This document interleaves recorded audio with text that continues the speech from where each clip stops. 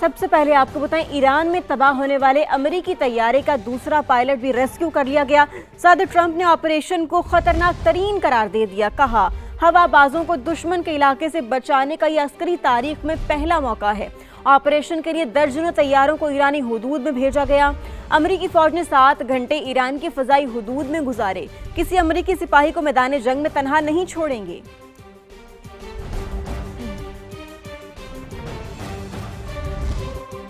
दूसरी जानिब ईरानी पास जनाने इनकलाब ने दावा किया है कि रेस्क्यू मिशन के दौरान अमेरिका के 2 C-130 तैयारे, 2 ब्लैक हॉक हेलीकॉप्टर्स और कई ड्रोन्स को तबाह किया गया। BBC ने ऑपरेशन में 4 हलाकतों का दावा भी किया है।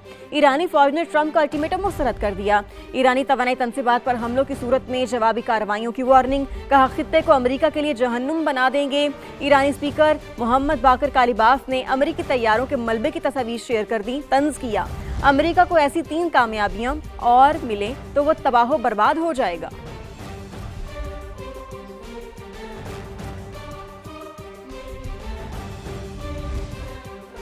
और अब आपको बताएं कि न्यूयॉर्क टाइम्स अमेरिकी फौज के रेस्क्यू मिशन की तफसीलात सामने ले आए। रिपोर्ट के मुताबिक कमांडोज को निकालने के लिए मजीद 3 तैयारे ईरानी हुदूद में उतारे। 2 ट्रांसपोर्ट तैयारे तबाह होने के बाद रेस्क्यू मिशन ताखीर का शिकार हुआ। रेस्क्यू मिशन में सैकड़ों अहलकारों और दर्जनों तैयारों ने हिस्सा लिया। हवाबाज मुसलसल ईरानी फौज को चकमा देने में कामयाब रहा, जबकि एक मुकाम पर अमेरिकी हवाबाज को 7000 फीट बुलंदी पर भी चढ़ना पड़ा। न्यूयॉर्क टाइम्स के मुताबिक वापसी से पहले नाकारा होने वाले अमेरिकी तैयारों को तबाह किया गया। ईरान से बाजियाब किए जाने वाले हवाबाज को तिब्बी इमदाद के लिए कुवैत मुंतकिल कर दिया गया है।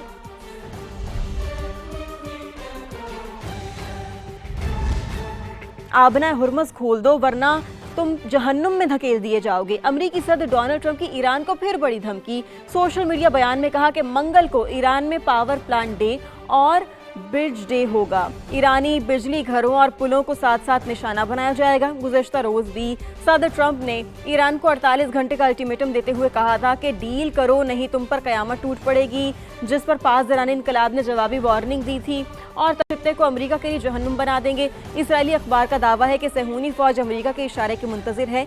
ग्रीन सिग्नल मिलते ही ईरान की तवानाई तनसीबात पर हमले शुरू किए जाएंगे।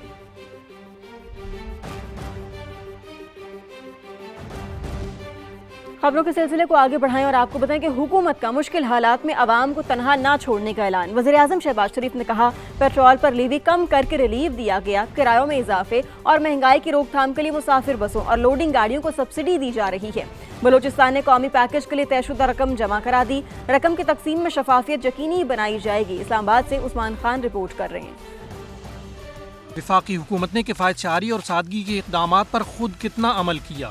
इंटेलिजेंस ब्यूरो ने अपनी रिपोर्ट वज़ीर-ए-आज़म को पेश कर दी। शहबाज शरीफ की ज़ेर सदारत इजलास में पेट्रोलियम मसनूआत के हवाले से सब्सिडी के निफाज में पेशरफ्त, ईंधन के ज़खायर और खपत का जायजा लिया गया। वज़ीर-ए-आज़म शहबाज शरीफ ने कहा कि मुसाफिर बसों को सब्सिडी किरायों में इजाफा रोकने के लिए दी जा रही है, जबकि माल बरदार गाड़ियों को सब्सिडी देने का मकसद अशियाए खुरोनोश की कीमतों में इजाफा रोकना है। वज़ीर-ए-आज़म शहबाज शरीफ ने कहा, सब्सिडी रकूम की फराहमी का गुज़श्ता रोज से आगाज हो चुका। निज़ाम में शफाफियत के लिए अदायगियाँ डिजिटल वॉलेट्स के जरिए की जा रही हैं। तमाम सूबों ने ट्रकों, बसों और माल बरदार गाड़ियों की तफसीलात पेश की। मुसाफिर बसों को 1 लाख, मिनी बस और वैगनों को 40,000 रुपए माहाना सब्सिडी दी जा रही है। ट्रक के लिए 70,000, बड़ी माल बरदार गाड़ियों के लिए 80,000 और डिलीवरी वैन के लिए 35,000 रुपए सब्सिडी है। हुकूमत का मुश्किल की घड़ी में आवाम को किसी सूरत तनहा न छोड़ने का अज़्म। वज़ीर-ए-आज़म ने कहा, गुज़श्ता 3 हफ्ते के दौरान 129 अरब रुपए का आवामी रिलीफ पैकेज दिया गया। पेट्रोल लेवी में फौरी तौर पर 80 रुपए फी लीटर कमी की गई। पाकिस्तान रेलवे की जानिब से 6 अरब रुपए की सब्सिडी दी जा रही है। टोल टैक्स में सहमाही 25% इजाफा भी वापस लिया गया है।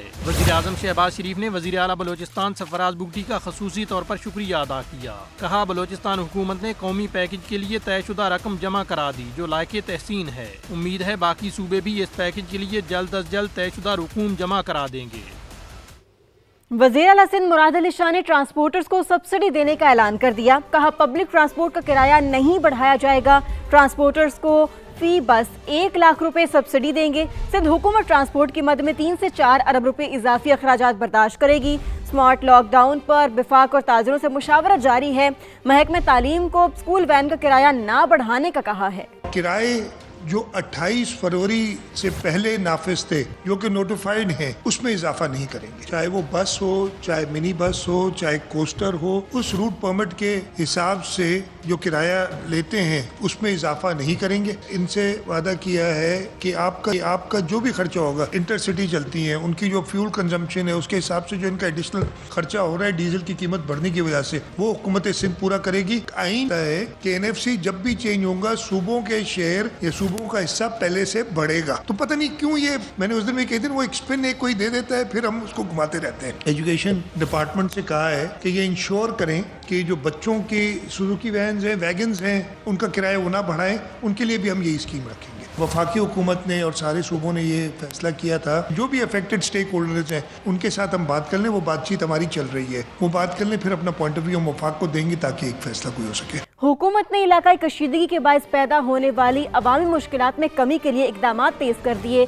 विफाकी वज़ीर IT शिजा फातिमा ख्वाजा ने वज़ीर मुमलिकत बिलाल अजहर कियानी के साथ मुश्तरका प्रेस कॉन्फ्रेंस में तफसीलात बता दी। कहा, हुकूमत को अवाम की मुश्किलात का अंदाजा है, इसीलिए आज छुट्टी के बावजूद पब्लिक ट्रांसपोर्ट मालिकान को सब्सिडी की फराहमी शुरू कर दी है।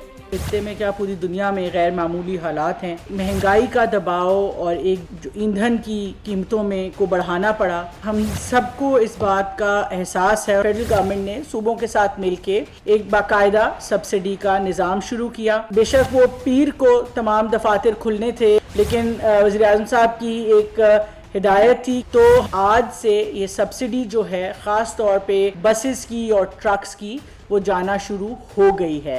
ये सब्सिडी से फ़ायदा सिर्फ वो लोग उठा पाएंगे जो कि अपने एक्साइज एंड टैक्सेशन ऑफिसेज़ के साथ रजिस्टर्ड हैं।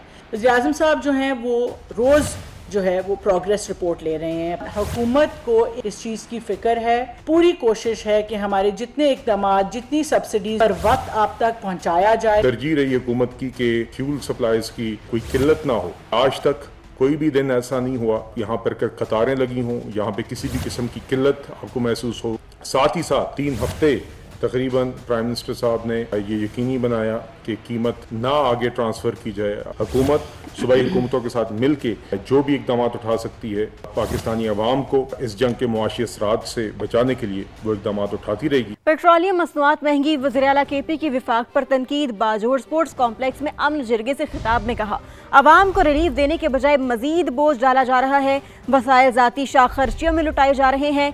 KP का NFC शेयर दीगर सूबों में तकसीम किया जा रहा है। ज़म-ए-इज़्ला के अवाम के भी हुकूक नहीं दिए जा रहे।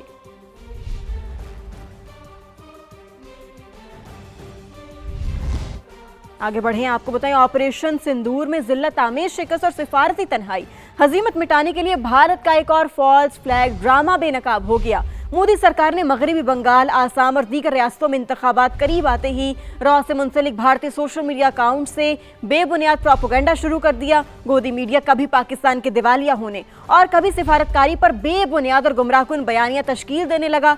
भारतीय जेलों में कैद बेगुनाह अफराद को निशाना बनाकर फॉल्स फ्लैग ड्रामे का माहौल तश्कील देने की मज़मूम कोशिश जारी है।